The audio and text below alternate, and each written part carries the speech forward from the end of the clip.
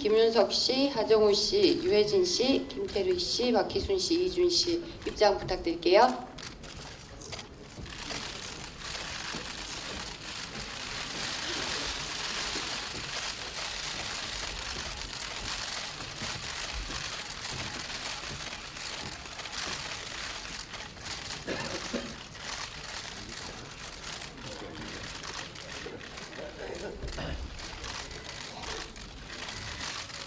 네, 목도 타실 것 같아요. 오늘 지금 영화를 다 처음 보셔가지고요. 또 이렇게 밤에도 남다르실 것 같은데 감독님부터 인사 한 말씀 부탁드리겠습니다. 네. 장준환입니다. 네. 저는 만들면서 여러 번 봤는데 여기 배우분들하고 같이 봤거든요. 그래 옆에서 하도 훌쩍이시니까 저도 막 눈물을 참을 수가 없더라고요. 그래서 잘 그치지가 않는데 이거 어떡하지?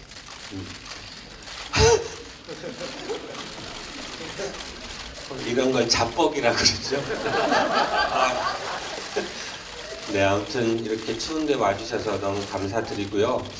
이게 비록 상업 영화지만 진짜 진심을 다해서 87년도에 용감히 양심의 소리를 내시고 그리고 길거리에 나와서 싸우고 땀 흘리고 피 흘렸던 그분들을 생각하면서 만든 영화입니다. 아무튼 잘 부탁드리겠습니다. 감사합니다. 안녕하세요. 87학번 신입생 연우역을 맡은 김태리라고 합니다. 오늘 영화 같이 보신 기자분들도 계시지만 이 자리를 빌어서 감독님께 영화 정말 잘 봤다고 먼저 말씀드리고 싶고요. 처음 봤거든요. 감독님이 이 영화 만들면서 어떤 생각, 어떤 마음으로 영화 만들었는지 조금이나마 볼 수 있었던 것 같아요. 너무 감동적이었고 기자분들도 잘 보셨으면 좋겠네요. 네, 한병용 역할을 맡은 유해진입니다. 추운데 이렇게 저희 영화 관심 갖고 찾아주셔서 감사드립니다. 네, 안녕하세요. 이틀 연속 뵙게 되는 하정우입니다. 네, 또다시 만나 뵙게 돼서 너무나 반갑고요. 또 찾아주셔서 너무나 감사드립니다. 오늘 즐겁게 일해놨으면 좋겠습니다. 감사합니다. 네, 날씨 추운데 와주셔서 너무 감사드리고요. 지금쯤이면 추위는 아랑곳 없이 몸에서 열이 많이 오르실 거라고 생각합니다. 저희도 지금 몸에 열이 올라서 지금 주체를 못하겠는데, 영화를 찍으면서 저는 대공처장 박처장 역할을 맡았고요. 제가 맡은 배역을 제가 미워할 줄은 몰랐는데, 왠지 미운 모습이 자꾸 떠오르고 그러네요. 재밌게 보셨으리라고 믿습니다. 감사합니다. 네, 안녕하세요. 조관장 역할을 맡은 박희수입니다. 저도 오늘 영화를 처음 봤는데 이 자리가 시사회장이 아닌 법정으로 느껴져서 굉장히 죄인이 된 기분입니다. 이런 역할을 맡게 돼서 죄송합니다. 네, 안녕하십니까 기자 여러분. 기자 여러분 반갑습니다. 고생 많으십니다. 조금이나마 알 것 같고 또 센스 있게 여기 티슈가 다 있네요. 이 흥분을 가라앉힐 수가 없네요. 너무 이 자리에 함께 있다는 게 너무 영광입니다. 와주셔서 감사합니다. 네, 안녕하세요. 한겨레 신문사 유선희 기자고요. 영화 잘 봤습니다. 감독님께 두 가지 질문 드릴게요.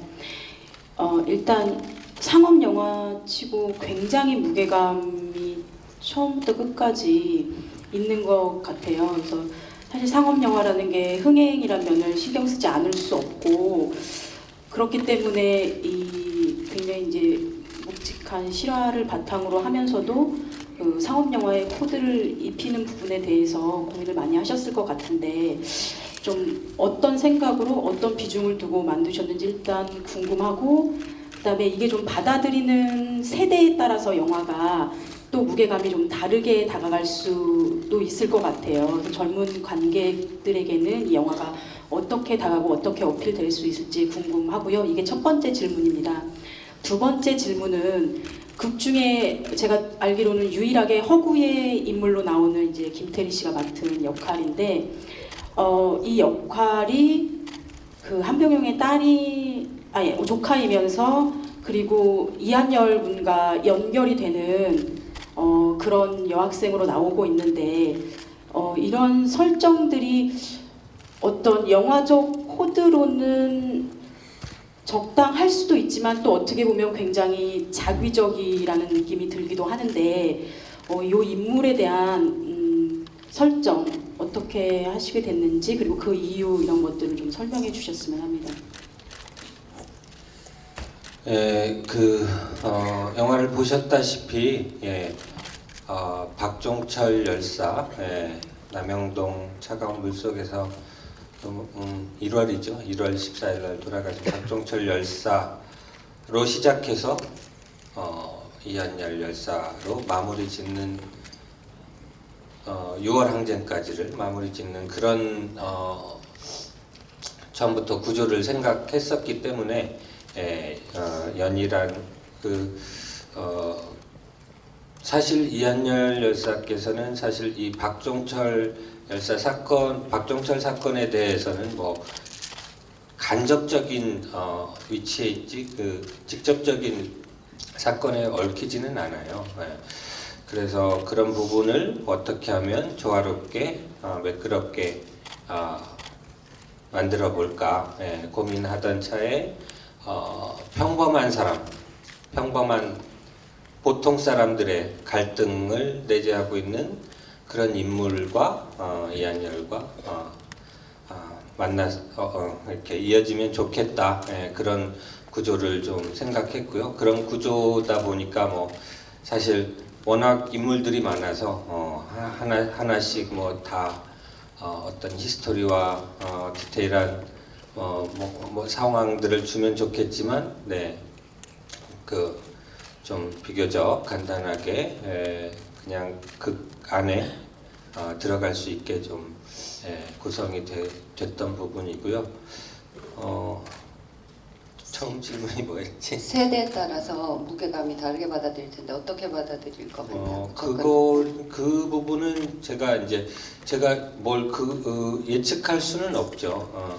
사실 아까 상업 영화 말씀을 하셨는데, 상업이라는 거는 뭔가를 판다는 거겠죠. 뭔가를 파는데도 여러 가지 태도가 있다고 생각해요. 뭐 어디 이웃 나라에 뭐 한 20년 동안인지 10년 동안인지 열리지 않는 사과 나무에 그냥 아무 화학 비료 안 주고 거름만 주고 기다리면서 나중에 10년 후에 사과가 열렸는데 그 사과가 썩지도 않고 맛이 너무 좋고, 모두가 감탄하는 그런 어떤 사과가 있었다는 얘기를 들었어요. 그게 잘 팔린다는 얘기를 들었고요. 엄청난 비싼 값에.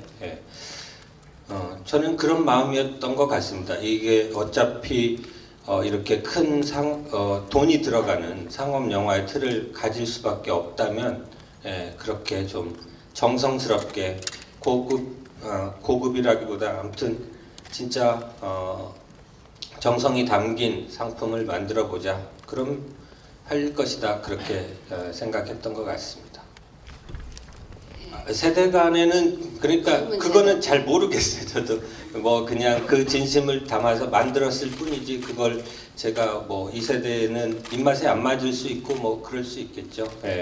하지만 저한테는 이제 중요한 건 얼마나 이 사과에, 이 작품에 제 최선을 다하고 공을 들이느냐, 그게 이제 중요했던 것 같습니다. 네, 안녕하세요. 맥스무비의 성선혜 기자라고 하고요. 감독님과 배우님들께 질문을 드리고 싶은데, 일단 감독님께는 1987년이 굉장히 많은 일이 있었던 한 해고, 그리고 그게 영화에 잘 녹아들었는데 여러 가지 접근 방법이 있음에도 인물 드라마를 선택하신 이유가 궁금하거든요. 그래서 왜 여러 인물의 시선으로 그 1987년이라는 시기를 보여주고 싶으셨는지 거기에 대해서 조금 더 여쭤보고 싶고요. 그리고 배우분들에게는 이 이야기가 굉장히 좀 포인트가 많은 이야기인데 시나리오를 보자마자 왜 이 영화를 해야겠다라는 생각이 들었는지 궁금합니다. 네, 감독님부터. 예. 저부터 할까요? 예. 우리 포스터 카페에도 있지만 모두가 주인공이었던 그 해를 담고 싶었던 것 같습니다. 그러니까 결국에는 온 국민이 거리로 뛰쳐나와서 대통령 직선제를 자각한 상태에서 쟁취해낸 그런 의미가 있는 해인데 그 거리로 뛰어나오기까지 밑에서 계속 열이 가해지고 있었죠. 언젠간 끌어오를 그날을 위해서 그런 상황들을 사람들을 바라보면서 그 가치와 의미와 그리고 우리가 얼마나 순수하고 뜨겁고 그랬던가. 사실 저는 요즘 아까도 잠깐 말씀드렸지만 요즘에 그렇게 뜨겁지도 않고 순수하지도 않은 듯 나이가 먹어서 그런지 그런 생각이 많이 들어요. 세상을 살면서 요즘에. 근데 87년을 바라봤을 때 그 사람들의 어떤 온기, 양심을 저버릴 수 없었던, 하지만 두려움에 떨고 있었지만 그 한마디라도 내뱉어야 됐던 그 사람들을 생각하면서 좀 많은 저한테도 많은 용기가 됐던 것 같습니다. 힘이 되고 그런 부분에서 사람들 캐릭터의 그냥 뭐 영화적으로 말씀드리자면 캐릭터의 열전, 각기 다른 캐릭터들이 다 주인공이 되는 그래서 결국에는 전 국민이 주인공이 되는 그런 구조를 만들고 싶었습니다. 예, 감독님 말씀 들었고요. 그 다음에 김윤석 씨부터 이 영화가 포인트가 되게 많은 영화인데 이 시나리오를 보고 왜 이걸 해야겠다라고 생각하시는지 질문 주셨었어요. 네, 저는 장준환 감독님하고는 두 번째 작품인데요. 이 시나리오의 초고부터 저는 봤어요. 보고 과연 이 영화보다 더 현실이 더 영화 같은 어쩌면 이런 이야기일 수도 있고 다큐보다 더 재미있는 영화를 만들 자신이 있느냐. 재미라는 것이 뭐 희극의 재미가 아니라 정말 영화적인 재미를 담아서 진실을 알리고 이런 가치가 있는 영화를 만들 수 있느냐에 대해서 많은 이야기를 또 나눴어요.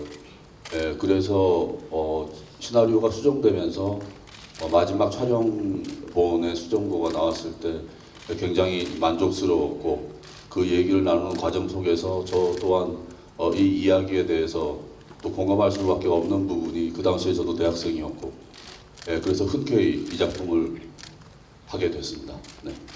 예, 그다음 하정우 씨. 시나리오를 처음 받아서 읽었을 때 물론 이 사건이 있었다는 사실은 알고 있었죠.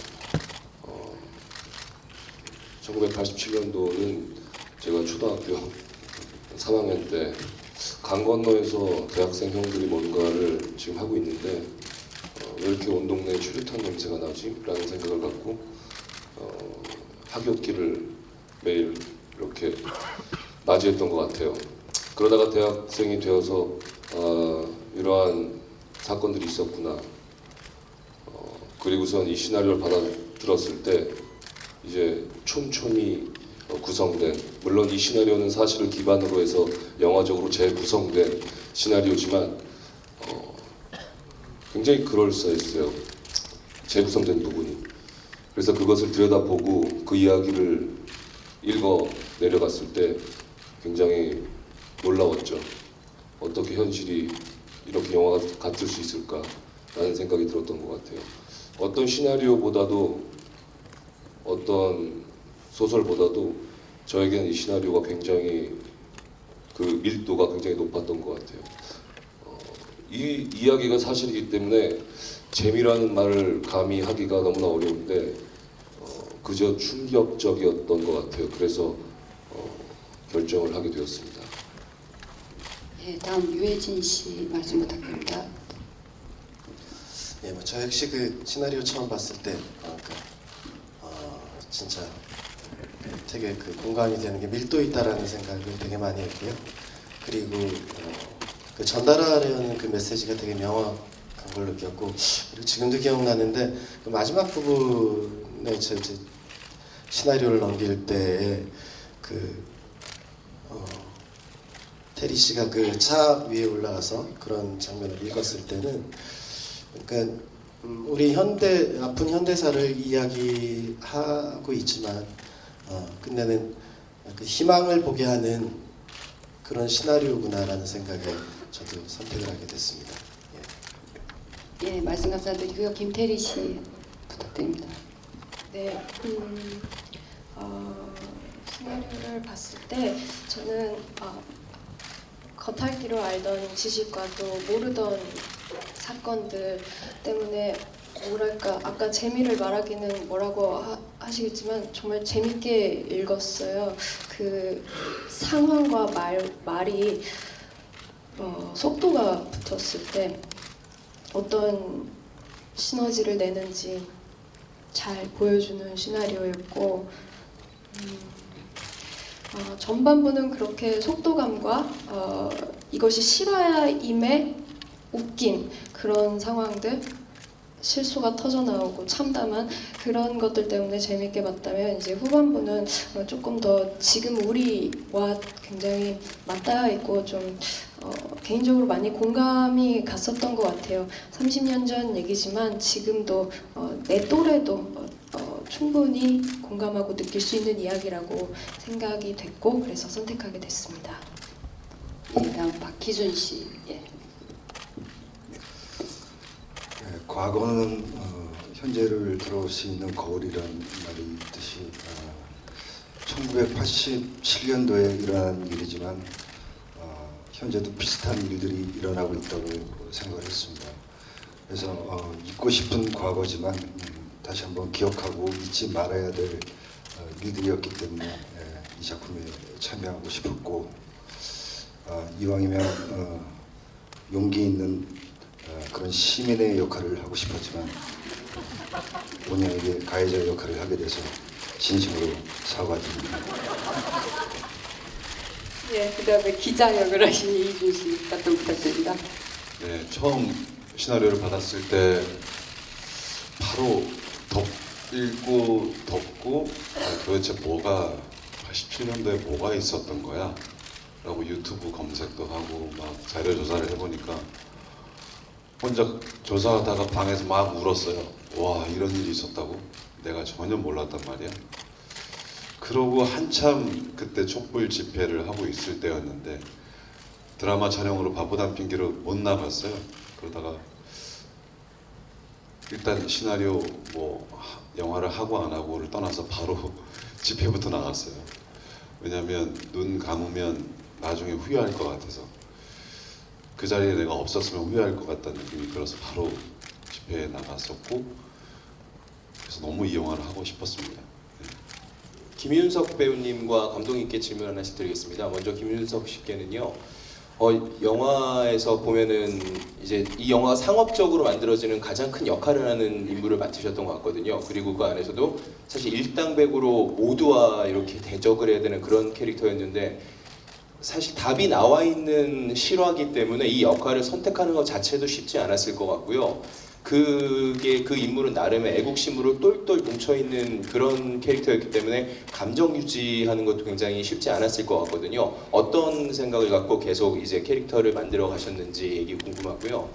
그리고 감독님께는요, 딱 30년 전 일인데 아까 대답을 하실 때 그 지금은 이때처럼 뜨거운 일이 별로 없다고 그러셨는데 사실 올해가 87년 이후로 가장 뜨거웠던 해가 아니라는 생각이 들거든요. 공교롭게 딱 이 시점에 개봉이 돼서 더 의미를 갖는 영화일 거라는 생각이 들어서요. 감독님이 만드시는 내내 되게 생각이 많으셨을 것 같아요. 지금 이 시점에 이 영화가 어떻게 읽혀지기를 바라시고 지금 현재 2017년을 살아가는 이 시대랑은 좀 어떻게 다른 상황일지 좀 얘기 부탁드립니다.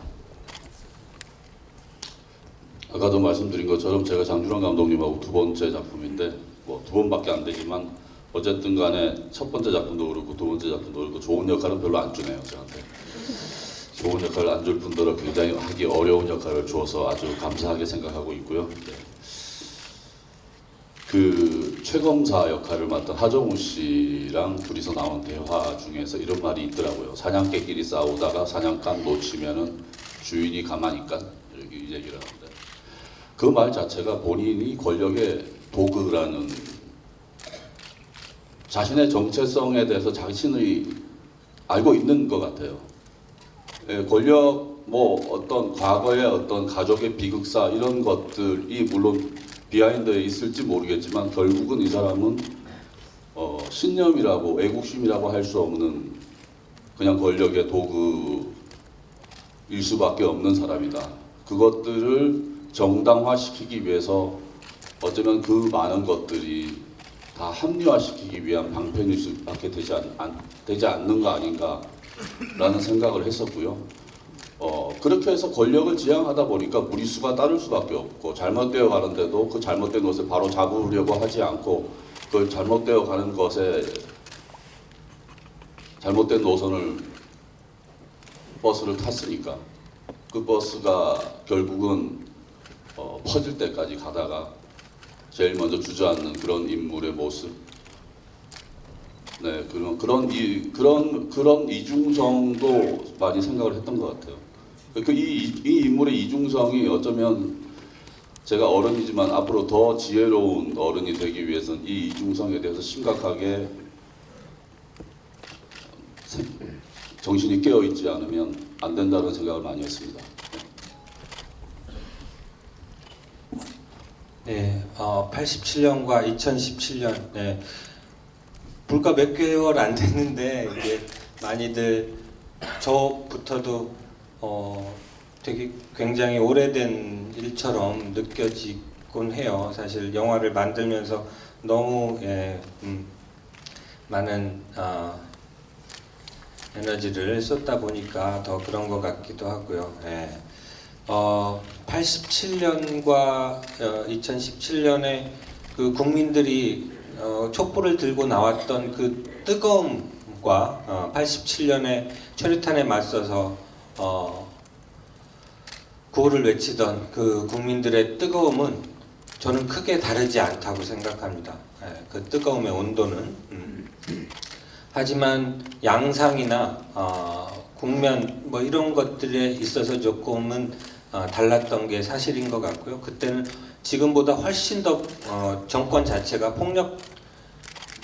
지금이 뭐 덜 폭력적이다라고 그러니까 이전 정권이 덜 폭력적이었다라고 말할 수는 없겠지만 물리적인 폭력들이 많이 있었던 것 같고 거기에 물리적으로 국민들이 대항한 부분도 있었습니다. 정확히 얘기하자면 그런데 중요한 거는 87년이 없었다면 대통령 직선제를 물론 그 전에도 대통령 직선제가 있긴 있었죠. 하지만 국민이 스스로 자각하고 요구한 그래서 스스로 대통령 직선제를 쟁취한 그 의미 있는 큰 발자국이 없었다면 2017년에는 아마도 뭐 가정을 해볼 수 있겠지만 아직도 대통령 직선제를 요구하면서 시위를 하고 있었을 수도 있겠죠. 그렇게 촛불을 들고 나왔을 수도 있겠죠. 극단적으로 얘기하면. 근데 중요한 거는 87년이 미묘하게 2017년과 연결돼 있다. 그런 느낌이 들고요.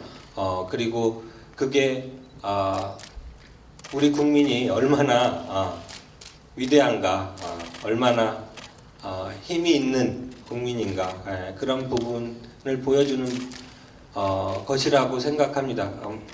계속 살면서 이제 좀 지치고 힘들고 절망스러울 때 국민들이 스스로 나서서 뭔가를 서로에게 힘을 주는 것 같아요. 그런 의미에서 굉장히 비슷하면서도 그러면서도 연결돼 있는 그런 느낌이 드네요. 답변이 됐는지 모르겠지만 그렇게 생각합니다. 가슴을 넘어서 지금 뱃속까지 뜨겁습니다. 다른 또 연령대분은 모르겠지만 제 나이 때는 이 똑같이 30년의 제 역사를 훑어보면서 영화를 봤고요. 제가 살아온 거에 많은 부족함이 있겠지만 그래도 잘 살았다고 격려해 주시는 영화 같아서 이 영화를 만든 감독님이나 정말 여기 앉아 계신 배우분들뿐 아니라 모든 배우분들이 다 오늘 굉장히 정말 어벤져스로 영웅으로 보였고 그렇게 모여서 이 큰 일을 해내주셔서 개인적으로 감사하다는 말씀 드리고 싶고요. 질문 드리겠습니다. 그 김윤석 씨는 어떻게 보면은 이게 강한 밟음이 있어야 힘찬 일어섬이 있듯이 이 영화에서 이 우리의 분노를 키워내는 이 영화의 온도를 뜨겁게 해내는 역할인데 그동안 뭐 남쪽으로 튀어도 완득이든 보면 늘 우직한 면이 있고 선한 면이 있는데 저는 그걸 못 봤고 너무 악인의 모습이 보였고 그래서 더 좋았는데 이번 캐릭터 하시면서 이 본인이 이 영화상에서 어떤 역할을 해야 된다고 생각하셨는지 궁금하고요. 그리고 김태리 씨께 질문 드릴게요. 그 사실 보통의 국민이 딱 김태리 씨의 요 마음으로 연희의 마음으로 끝까지 주저주저 하면서 가다가 마지막에 나오는 게 저는 촛불 광장이고 민심이라고 생각하는데 되게 신인이지만 큰 역할을 맡은 것 같은데 좀 책임감이 막중했을 것 같아요. 설명 부탁드리고 마지막으로 하정우 씨께 묻겠습니다. 영화에서 이 긴장감 넘치는 이 영화에서 이 끊어질 듯한 고무줄에 탄성을 주면서 좀 쉼표를 주면서 그런 역할을 해주신 것 같아요. 그 어떤 의도하셨던 부분인지 궁금합니다. 아마 제가 제일 처음 이 시나리오를 받은 배우일 것 같습니다. 역시나 제일 처음 가장 맡으려고 안 하는 역할이고 가장 어려운 역할을 저한테 제일 먼저 내민 장준환 신한 감독님인데요. 굉장히 갈등 많이 했습니다. 탁 치니까 억이라는 대사를 내가 치게 될 줄이야. 상상도 못했습니다. 왜냐하면 저는 그 탁 치니까 억이라는 그 말이 일간지 신문의 헤드라인으로 도배된 것들을 본 세대거든요. 그래서 정말 이것을 가지고 정말 이런 일이 있다라는 것에 대해서 이걸 30년 뒤에 내가 이 말을 하게 될 줄은 정말 생각도 못했는데 일단 나이로 볼 때는 제가 최검사를 할 수도 없을 것 같고 그 다음에 윤 기자도 못할 것 같고 일단 한병룡은 뭐 유해진 씨가 너무나 잘 어울려서 제가 감히 그래서 장준 감독님이 김정남을 하실래요? 박처장을 하실래요? 이렇게 얘기를 하다가 감독님께서 아무래도 선배님이 박처장을 하셨으면 좋겠다고 했고요. 그래서 사실 뭐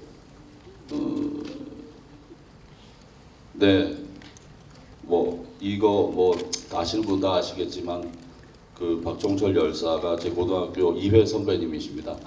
그래서 이 배역을 누군가가 해야지 이 영화가 만들어져야 되고 뭐 기왕에 할 거 정말 최선을 다해서 그 시대의 고증과 그 인물에 대한 고증에 최선을 다해보자 해서 열심히 맡게 됐습니다. 그다음에 김태리 씨 답변 부탁드릴게요. 네.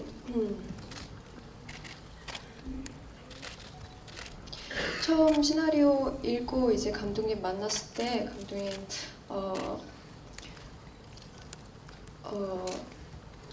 연희가 어떠냐고 묻기보다 테리가 지금 광화문 광장이나 지금 시대를 대하는 생각이 어때? 라는 식으로 먼저 물어보셨던 것 같아요. 그런 얘기들 하면서 저도 생각 정리가 안 되던 부분들을 많이 정리할 수 있었던 것 같고 저는 그때 시간이 되는 한 이제 매주 광장을 나가려고 노력하고 있었던 상태였고 광장에 나갈 때 마음은 뭔가 그런 거였어요. 내가 이거 나간다고 나 한 명 그 100만에 섞인다고 이게 뭐가 이루어지고 세상이 변화되고 내일 아침 뭔가 변하고 그럴까? 저는 그렇게 생각하지 않았거든요. 좀 부정적이고 좀 비관적이었던 것 같아요. 제가 시대를 바라보는 입장은. 근데 이 시나리오 속에서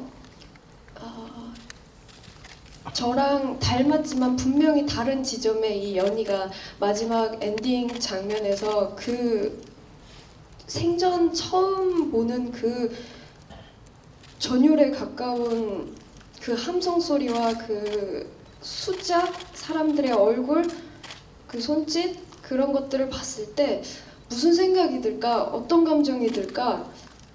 처음에는 그거를 별로 잘 몰랐었던 것 같아요. 왜냐면 저는 되게 비관적이고 그랬으니까. 근데 이제 연희를 촬영하고 하면서 마지막 엔딩 장면이 제 마지막 촬영이었는데요.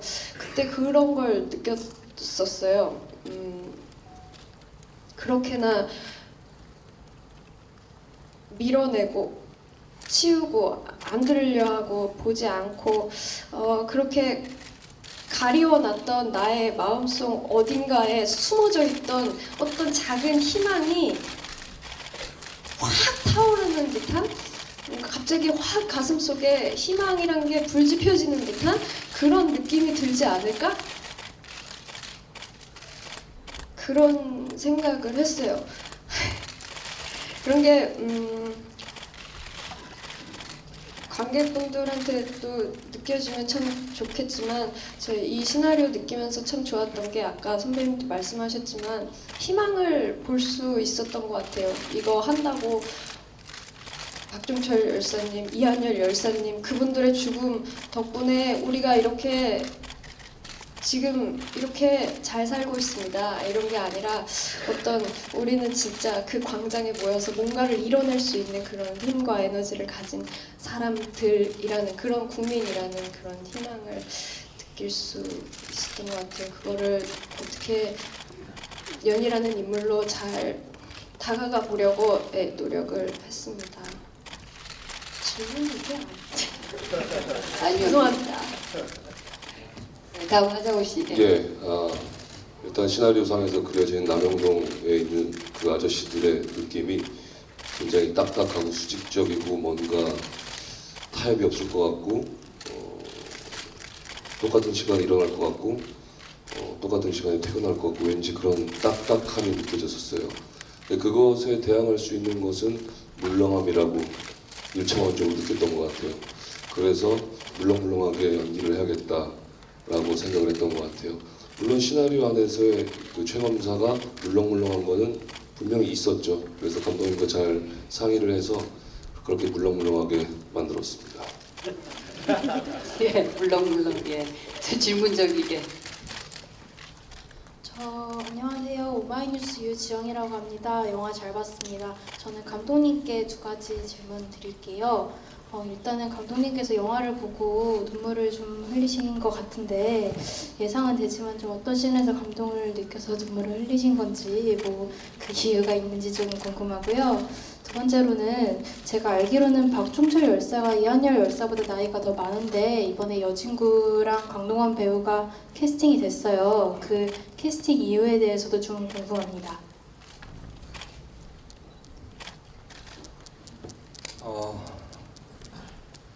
글쎄요, 굉장히 지금 창피하고요.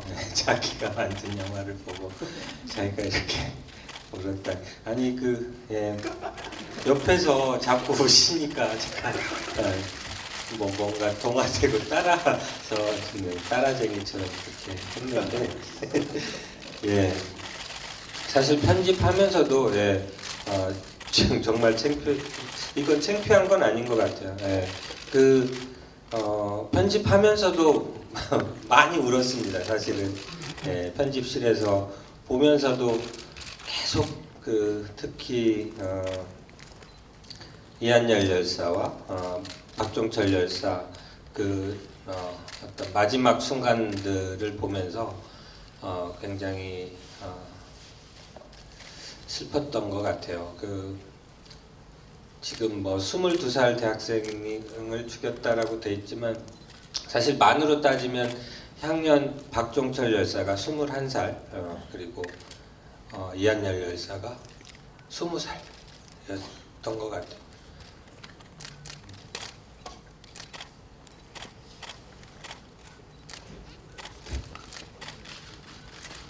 그래서 1번 질문은 답이 된 것 같고요. 그러면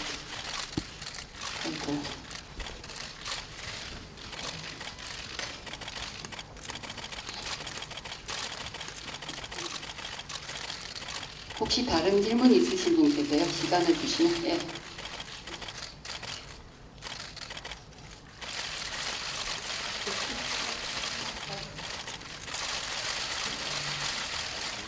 감독님이 눈물 보이시니까 제가 조금 앞에만. 전 동아일보의 권재영 기자고요.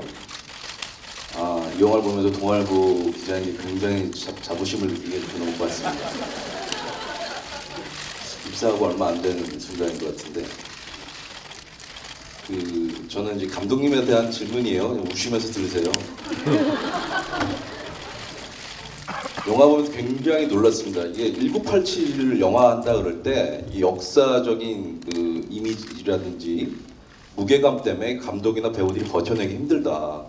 되게 메시지가 크고 큰 테마를 잡을수록 졸련한 작품이 나온 경우를 많이 봤기 때문에 아무리 감독이 뛰어나더라도 저 기라성 같은 배우들 데리고 이 작품을 어떻게 만들어낼까 하고 좀 저는 의구심을 많이 갖고 봤는데 정말 대단한 영화를 만들어냈다 생각을 하고, 개인적으로는 미국의 대부에 필적하는 작품이라고 저는 생각을 해요. 그만큼 다양한 배우들을 드라마틱하게 이렇게 끌어내면서 현대사 얘기를 끌어낸다는 게 쉽지 않은 작품이어서, 제 질문은 이 작품을 왜 그리고 어떻게 시작하게 됐고, 그럼 이런 압박감, 그러니까 이런 시대적인 주요한 작품을 영화화한다 해서 그 압박감을 어떻게 이겨갔는가.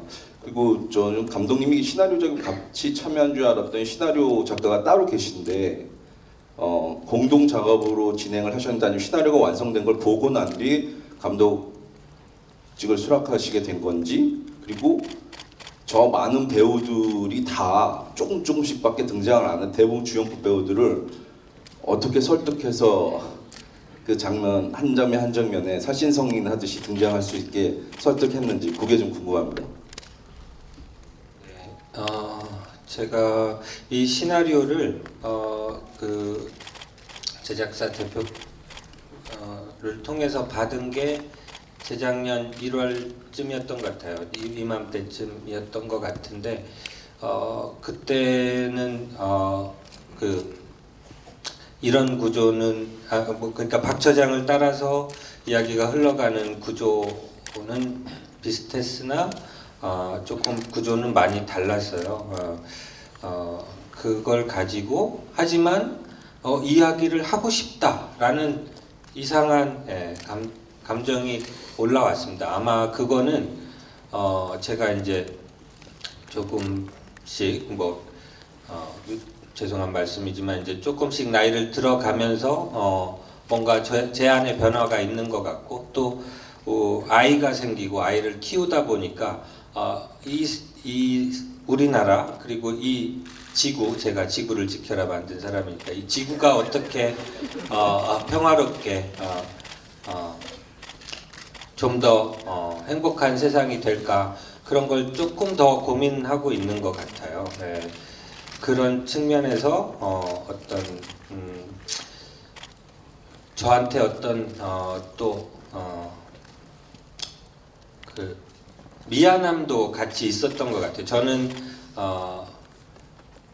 그렇게 막 치열하게 데모에 한두 번 가끔씩 나가기는 했지만 그렇게 치열하게 운동을 하거나 그런 사람은 아니었거든요. 내적인 어떤 고민과 본질과 뭐 이런 거에 대해서 고민을 한다는 변명하에 그런 데 대한 어떤 미안함과 부채감도 같이 있었던 게 사실인 것 같습니다. 그래서 이 이야기는 만들어야 되겠다. 그리고 그만한 가치가 있다라고 생각해서 작가님과 같이 비교적 오랜 기간 같이 작업을 했고요. 각색 작업을 한 거죠. 그렇게 하고 그러니까 초고를 처음 제가 받은 그대로를 그냥 전달을 한번 해드렸던 적이 있어요. 김윤석 선배님한테. 그랬더니 아니 이거를 왜 하시려고 그래요? 그러면서 말리시더라고요. 몸 조심하시라고. 그런 뭐 농담하시면서 그랬었는데 아무튼 그러면서 하지만 이 이야기가 갖고 있는 힘이 분명히 있다고 생각했고 이게 현실임에도 불구하고 굉장히 드라마틱합니다. 굉장히 좀 그냥 낮은 말로 그냥 쪼이는 느낌들이 굉장히 곳곳에 포진이 돼 있어요. 오현상 의사분께서 그렇게 얘기를 안 했으면 윤 기자가 알 수가 없었고 뭐 아무튼 이게 뭐 드라마적 구조로도 굉장히 재미있는 부분들이 많이 있다고 생각했고 또 거대한 큰 힘을 거대한 이야기를 하고 있는 부분이라고 생각해서 그래서 결심하고 같이 작업하고 해서 이제 세상에 나오게 됐고요. 그때만 해도 지금 이게 이렇게 영화로 만들어질까를 많이 의심하면서 작업을 해야 했던 때입니다. 이게 정말 기적같이 느껴지고요. 진짜 위에서 누군가 우리를 보살펴주고 있지 않나? 그런 생각을 한 게 한두 번이 아닙니다. 심지어 촬영 중에도 흐린 날씨가 필요하면 흐린 날씨, 비는 안 오고 흐리기만 한 날씨, 뭐 이런 날씨 도움도 굉장히 많이 받았어요. 그래서 정말 이건 나만의 영화가 아니구나 라는 약간 미신은 아니지만 아무튼 그런 생각까지 해보게 됐었던 부분이고요. 이 배우분들을 제가 설득했다기보다는 사실은 스스로 참여해 주신 거죠. 윤석 선배님부터 정우 씨부터 다 모두가 스스로 이렇게 참여해 주신 부분이고 거기에는 뭐 1987 장준환 감독을 믿고 뭐 그런 게 아니라 이 이야기가 만들어져야 된다. 그리고 재미있다, 힘이 있다 이런 부분을 같이 믿고 참여해 주신 거라고 생각합니다. 다 아까도 말씀드렸지만 짧게 나오지만 각각의 캐릭터가 인상 깊게 조각되도록 그리고 영화가 끝날 때 각각의 캐릭터가 다 생각이 나도록 누구 하나 잊혀지지 않도록 다 주인공처럼 만들고 싶었던 게 이제 제 욕심이었습니다. 저희가 지금 모두가 주인공인 영화를 막 얘기를 많이 하다 보니까 예정 시간이 꽤 지금 넘어갔거든요. 그래서 이번에는 이희준 배우님부터 마지막 인사 말씀 듣고 그리고 포토타임으로 넘어가겠습니다. 네, 1987년을 살아주신 분들에게 감사드립니다. 감사합니다.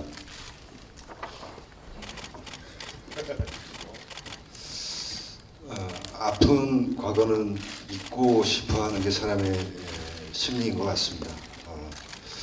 하지만 그 과거를 기억하고 잊지 말아야 되는 이유가 있습니다. 왜냐하면 지금 현재도 똑같은 일들이 되풀이되고 있으니까 이 영화를 보시고 우리 과거를 돌아보고 우리 현재를 마주할 수 있었으면 좋겠습니다. 네, 오랜 시간까지 너무 감사드리고요. 영화를 보면서 오늘 영화를 처음 보는데 이런 각오를 하고 봤어요. 실화가 아니라고 생각하고 그냥 영화라고 생각하고 보자. 하정우 씨랑 그런 얘기를 했는데 우리가 중간에 보다가 이거 마틴 스콜세지의 좋은 친구들 같은 느낌인데 이런 생각을 했었어요. 장르적으로도 그렇고 영화적인 재미로도 충분히 재미있는 영화라는 생각을 하고요. 이것이 사실 실화를 바탕으로 한 거라는 걸 알게 된다면 저희가 15세로 알고 있는데 예, 저도 제 식구들 다 함께 이 영화를 다시 한번 꼭 보고 싶고 예, 그런 가치가 있는 영화라고 생각합니다. 예, 잘 좀 부탁드리겠습니다. 고맙습니다. 예, 오늘 자리해 주셔서 너무나 감사드리고요. 1987 영화 우리 관객분들에게 잘 소개 부탁드리겠습니다. 연말 잘 보내시고 예, 복 많이 받으십시오. 감사합니다. 네, 저도 오늘 영화를 처음 보면서 그냥 슬쩍 나중에 드는 생각이 있었거든요. 아, 참 소중한 나라구나 라는 생각을 해보는 그런 시간이었던 것 같습니다. 찾아주셔서 감사합니다. 네, 아까 어떤 세대는 이해할 수 없을 수도 있지 않느냐라고 질문해 주신 기자분이 계셨는데 제 생각에 우리가 시대를 살아가면서 이 시대를 거스를 수 없는 입장으로서 저는 이 영화가 모두에게 필요한 영화로 나왔다고 저는 생각을 합니다. 찾아와 주셔서 감사하고요. 만나 뵙게 돼서 감사하고요. 네, 좋은 얘기 많이 해주세요. 감사합니다.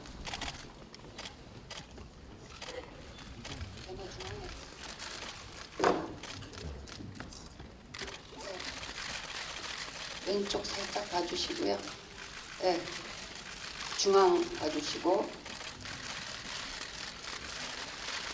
예. 또 오른쪽도 살짝. 예. 네, 감사합니다. 이제 잠깐 내려 계시면 그 다음에는 박희순 씨 모실게요.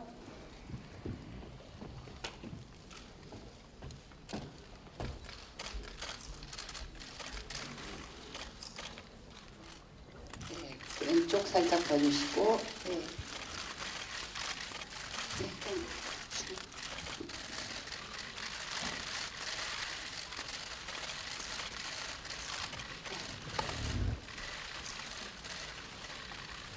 예, 감사합니다.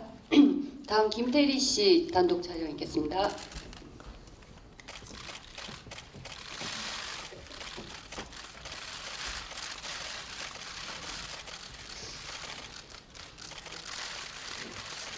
왼쪽 살짝 봐주시고요. 일단 가운데 봐주시고 오른쪽 봐주십시오. 예, 그러면 감사합니다. 네, 그 다음에 유혜진 씨 모시겠습니다.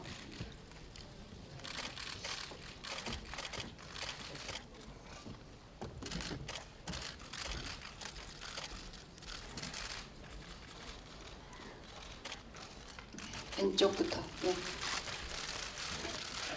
가운데 봐주시고요.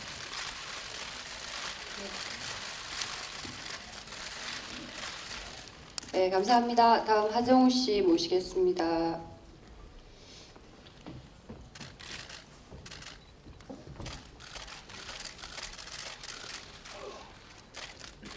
네, 이쪽부터. 네, 가운데 봐주시고요. 네, 오른쪽이요.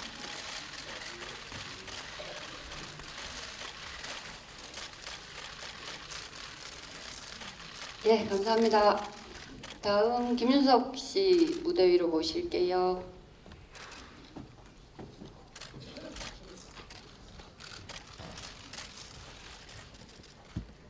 네, 왼쪽부터 네, 살짝 봐주시고요. 네, 가운데.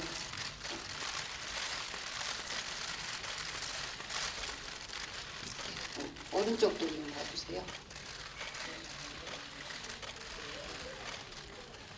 네, 감사합니다. 선배님 그냥 계시고요. 다른 배우분들 다 모시고 함께 사진 촬영하겠습니다.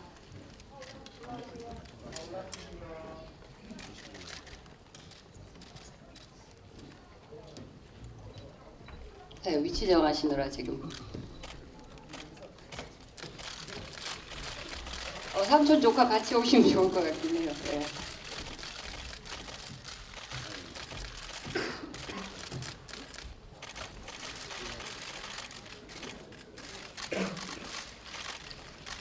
네, 그럼 이쪽부터 봐주실까요?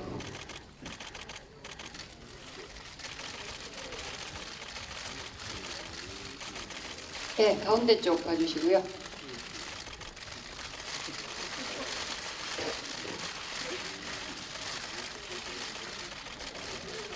네, 오른쪽도 살짝 봐주시고.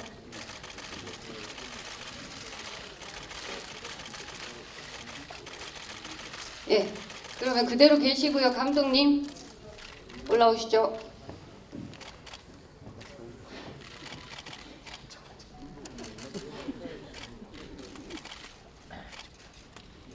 예, 그러면 이제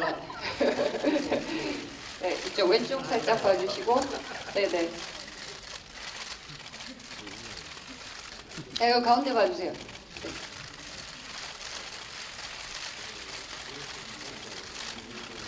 네, 그 오른쪽 살짝 봐주시고요. 제가 참, 네, 그 마지막으로 저희가 이제 늘 하는 통과이래잖아요. 파이팅인데, 제가 1987 한번 파이팅 해주시면 돼요. 1987 파이팅!